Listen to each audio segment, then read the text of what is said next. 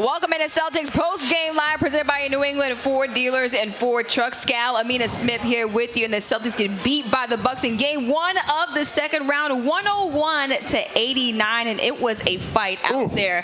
Scal, you were really confident about this Celtics team going into this matchup, and the Bucks, they were just a more physical team coming into today's game. Yeah, so the physicality was a difference maker in this game. We couldn't get to the paint, couldn't score in that restricted area. I'm not looking at here saying, oh man, look how good the Bucks are, but I have to ask, where are we going to get our points from? I know there's going to be a lot of talk about the three-point shooting. Everyone's going to ask Ime, is it 50 plus threes a good way to go? But I'm looking at the paint, and I'm looking at that restricted area, and I'm looking at what are we shooting when we get to the rim. And one way or another, the way you clear space in the restricted area is by making shots. And eventually you got to spread the defense out. Tonight we were making shots, and it made it a dogfight for us, and we got to figure out some things offensively. The Celtics shot just 34% from the field, and we talked about this at halftime. Jaylen Brown and Jason Tatum struggling to get points out there on the court. What was the biggest challenge for the Celtics in this matchup offensively? I just thought those guys couldn't turn the corner and get to the rim, right? You basically, they put a guy on your hip. So you have this guy riding you all the way to the basket. Now, if you could pull up, but it's not like they're small. They are physical. So you could be pulling up, taking contested 15-footers, which we all know that's not the shot you want to take. Or you can go all the way to the rim and try to finish over these guys. So, there's some of the threes of the 50, there are some bad ones in there. But the way I look at this is, if you're not moving the ball against the Bucks, you're not going to win. And if you're not moving the ball and knocking down shots, you're definitely not going to win. So the Celtics will have to answer some of the 50 shots, but I guarantee you, coming out of this, Ime's going to say, we got to shoot more of them. Ime's going to say, we got to shoot the ball with confidence. We got good looks. Those open ones we're going to have to take, and they're going to look at our two-point percentage and figure out at the rim it's not going to happen. So it's either pull-ups or threes, and eventually you got to make threes if you're going to beat the Bucks. And we talk about physicality off of the top of the show, and now we're talking about the Celtics struggling offensively. How does that go hand in hand? The Bucks disrupting that Celtics offense with that physicality. Because you want to play in space, you want to get comfortable, you want to get downhill, you want to get to the rim and get some easy ones, and you're just not getting that. So it becomes a dogfight. And on the other end, what do you have? You got Lopez down low, you got Giannis, attacking the rim. We're trying to hold out to their shooters, and they're playing one-on-one at the rim.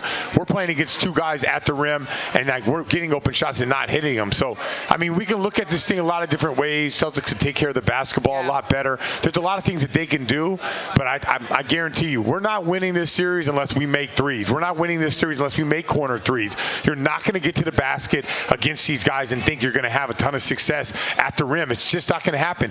They got Giannis, they got Lopez, they got Portis. Those guys are a force at the rim. They're NBA defending champs for a reason.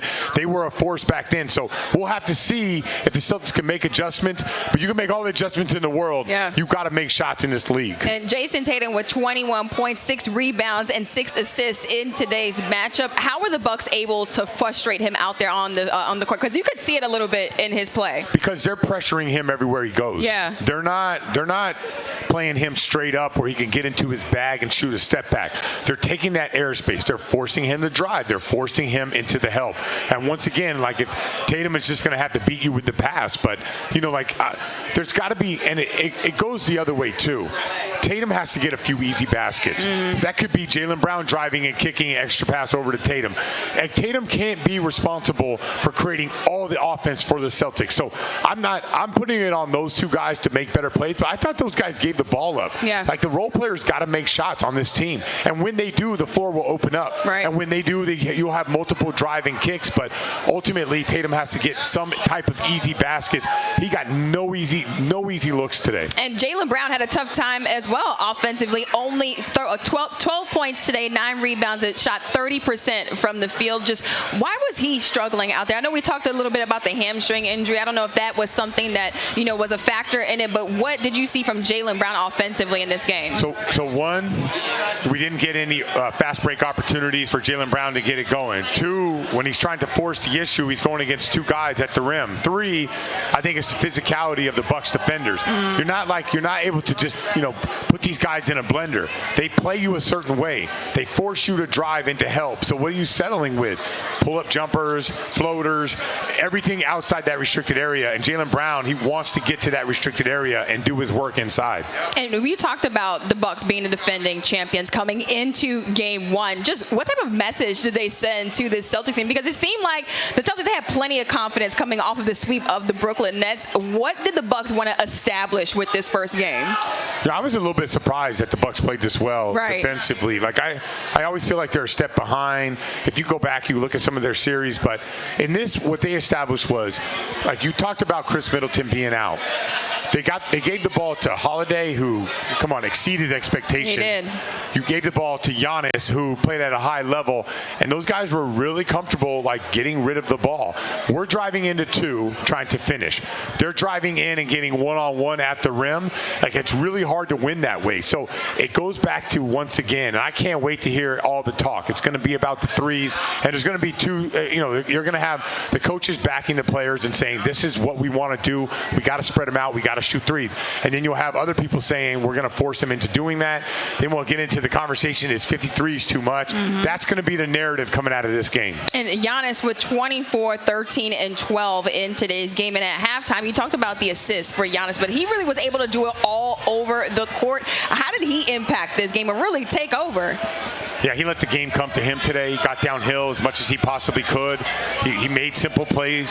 He made elite plays. But look at, when he's going in there, that's one-on-one. Every play he makes, there's two on him fading away. Let him shoot that fade away. Then he makes the pass.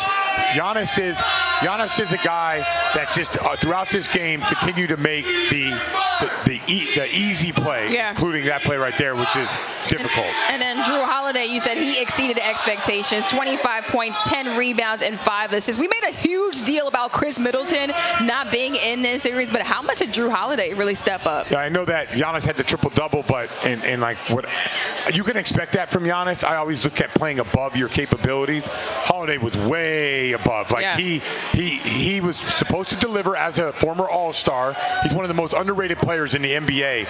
And in today's game, this is him, and this is your problem that you're going to have to deal with.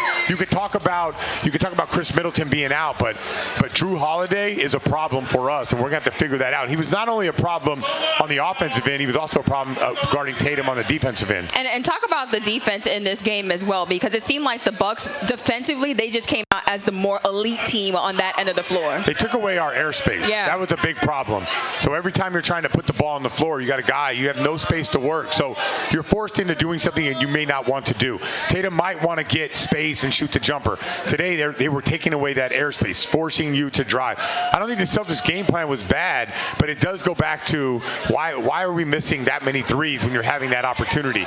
We got to be better from two, maybe some more like driving and dump offs, but if you don't make threes, you're not beating this team. Celtics need to make 20-plus threes in a game like today, and they just didn't do it tonight.